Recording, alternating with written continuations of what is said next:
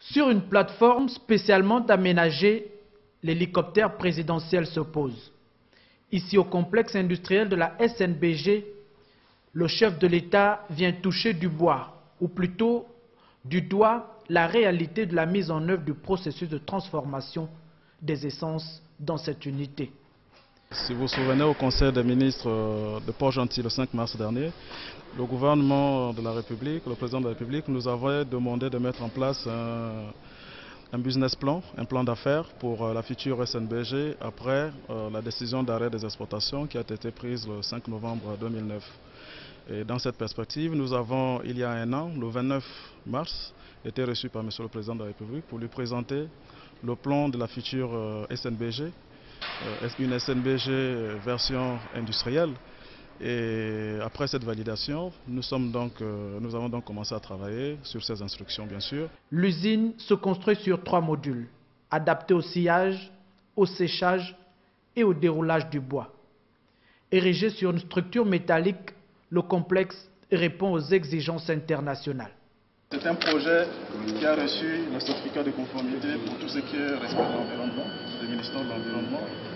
Il intervient à peu près une douzaine de sociétés qui sont ici. GEG, le maître d'œuvre, Veritas pour valider tout ce qui se passe ici, Sokoba pour tout ce qui est gros œuvre, Remco pour tout ce qui est structure métallique, qui vient de Roumanie, Cremona pour tout ce qui est matériel de tranchage, le matériel de déroulage, Miande pour tout ce qui est gestion des déchets.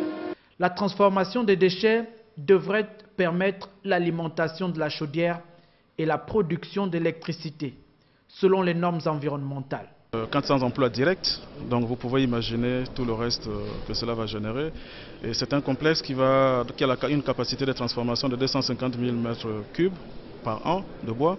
Nous allons donc positionner cet outil comme un entonnoir qui va récupérer le maximum de bois pour redonner beaucoup plus de travail aux sociétés forestières qui seront en amont et qui vont devoir vivre, bien sûr si les conditions commerciales les permettent, qui vont devoir vivre un peu de notre activité.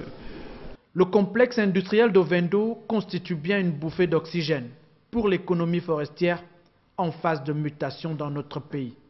C'est l'industrie, c'est la transformation, c'est le Gabon industriel, suivant les instructions de M. le Président de la République, qui aujourd'hui suit avec attention tout ce que nous faisons parce qu'il veut une filière bois gabonaise industrialisée, moderne et avant-gardiste. Et c'est le défi que nous voulons relever comme SNBG, une SNBG leader dans la filière bois gabonaise au niveau industriel.